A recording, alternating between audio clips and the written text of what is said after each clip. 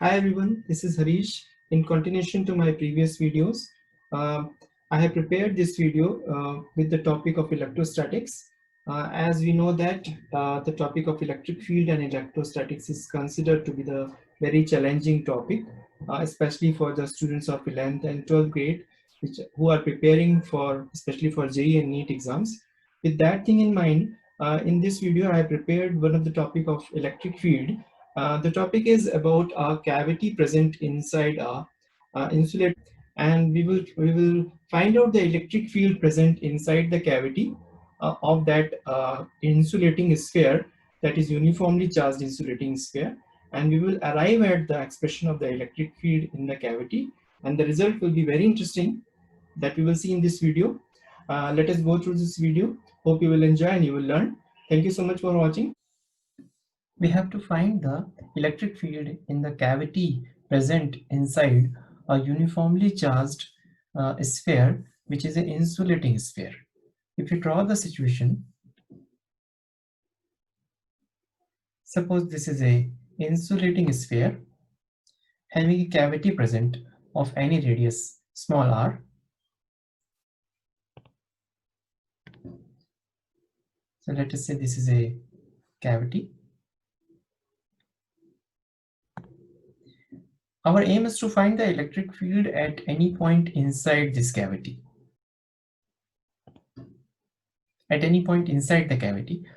Being a cavity does not carry any charge, rather the entire charge is present only in the solid portion of the sphere, and since it is an insulating sphere, so therefore it is also given it is a uniformly charged sphere. So assume some uniformly charged volume charge density as rho, and taking the radius of the sphere as r, capital R, and the cavity having a radius of a small r.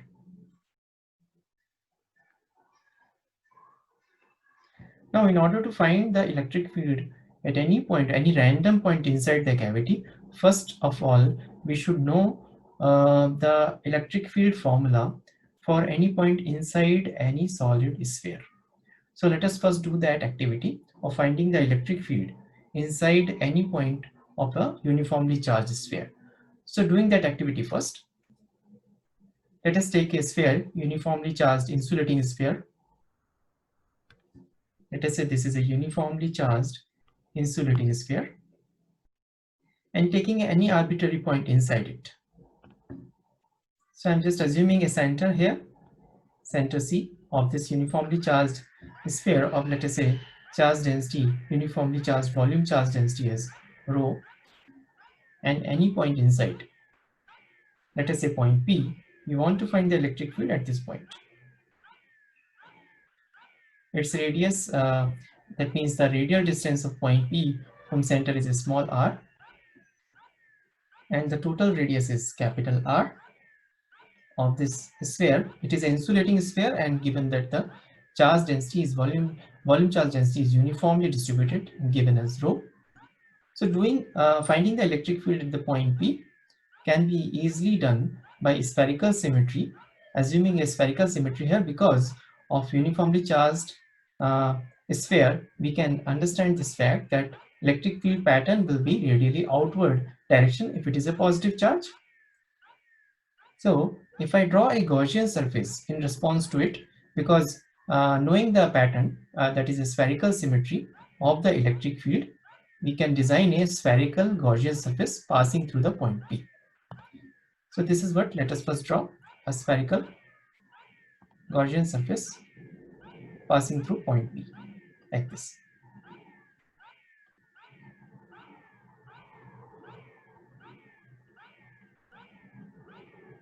So once we have drawn this spherical Gaussian surface, this is a Gaussian surface because we are going to apply Gauss's law to arrive at the electric field at this point P, knowing the fact that electric field is radially outward and normal to the surface of this Gaussian surface, like this. On this entire Gaussian surface, electric field will be lying normal to it, and that is why we are applying Gauss's law here to arrive at the electric field at point P. So straightforward, applying the Gauss law, we will say electric flux through the spherical Gaussian surface that we have drawn here. This is the spherical Gaussian surface. We can say electric flux, that is phi E, through this spherical Gaussian surface can be written as enclosed charge, that is Q enclosed, inside the Gaussian surface by epsilon naught. Further to it, I can write the electric flux, knowing the fact electric field is uniform on the surface and normal to it, assuming that electric field is E at point P, and flux can be written as into surface area of that Gaussian sphere. So 4 pi small r square. Now enclosed charge can be written by taking the help of uniform charge density rho into the volume of the Gaussian sphere. That will be 4 by 3 pi small r cube. Simplifying this, we are able to write electric field at point P as rho into r by 3 epsilon naught. This is the result, that is the electric field at any point P inside the uniformly charged insulating sphere at a radial distance small r, which is less than capital R. So in terms of vector notation, we can write as electric field at point P in vector notation, and which is directly proportional to the radial distance r vector. The direction is based on the surface, that is the volume charge density rho. If it is positive, then it is radially outward. If it is negative, then it is radially inward. This is one step only we have done. We are going to use this directly for our situation that we have to find the electric field inside a cavity present. Let us take that case which we have done. This case, it is a cavity in which we are concerned. To find the electric field, we will take the help of the direct formula that we have written. So we will select any random point inside it, inside the cavity rather. Let's say this is the point P. We want to find the electric field at this point P. Marking the distance from the center of the biggest sphere and from the center of the cavity. So marking from the center of the biggest sphere, we will say in vector form, it is R1 vector. And similarly, for the cavity, we can measure the distance from the center of the cavity, this distance as R2 vector. R2 vector. Now, first step, we have to understand this fact that a cavity can also be thought of as if the entire sphere is having no cavity and entire sphere is uniformly charged, and the cavity is a negative charge sphere which is superimposed in it. So let us do by this approach. This is a very useful and quick approach. Whenever we find any cavity inside a sphere, this becomes very easy to do approach. We will assume this entire situation as if there is no cavity and it is a solid sphere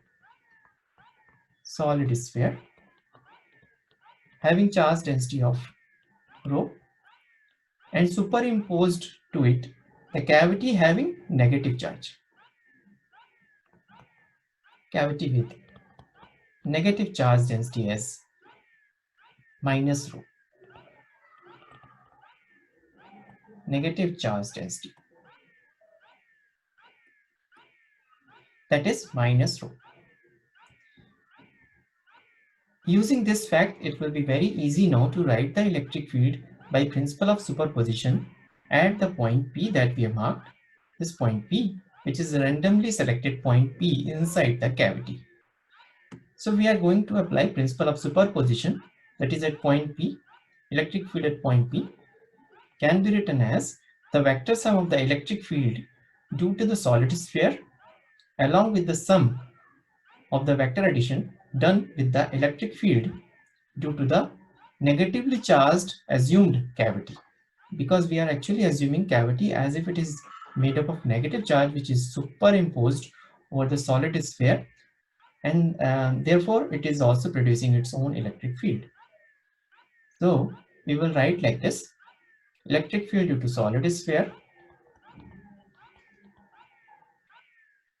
In vector form we are going to write, and plus electric field vector due to negatively charged cavity. We will now directly apply the formula that we have learned just now prior to this exercise. That formula was rho into r by 3 epsilon naught. So here I can write this electric field due to solid sphere as rho into r1 vector by 3 epsilon naught, and electric field due to cavity as minus rho, because it is negatively charged cavity, into r2 vector by 3 epsilon naught. So simplifying this, we can write rho into r1 vector minus r2 vector by 3 epsilon naught. This is what we have arrived, electric field at point P. Now if we look at this term, that is r1 vector minus r2 vector, it is nothing but it is forming a triangle law. If we complete this triangle, we will actually get this third side of the triangle, that is this side, center to center joining, center of the solid sphere to the center of the cavity. Let us say this is D vector. So now once we complete this vector triangle, we can apply vector law of triangle addition, and therefore I can write r1 vector minus r2 vector as simply rho into D vector. That is r1 vector minus r2 vector is written as D vector, which is nothing but vector joining center of the solid sphere to the center of the cavity by 3 epsilon naught. This is what we wanted to derive. So what we get is electric field at point P, which is present randomly any point P inside the cavity, is given by the term rho into D vector by 3 epsilon naught. By looking at this expression, it is a very interesting expression actually. We can see that any random point inside the cavity has the constant magnitude of electric field. Also, it has a constant direction, because direction is given by D vector, which is fixed direction. Also, it has a fixed magnitude because it is simply the line joining center of the solid sphere to the center of the cavity. And therefore, we can understand that electric field inside the cavity of the solid sphere is having constant magnitude as well as constant direction. Direction is from center to center joining, center of the solid sphere to the center of the cavity. This is what we wanted to derive. Hope everything is clear. I have derived and I have written in steps also. Hope this video is clear to everybody, and I will bring more such videos that will be quite a lot of help for, especially for students preparing for JEE and NEET. Okay, thank you for watching. Keep watching.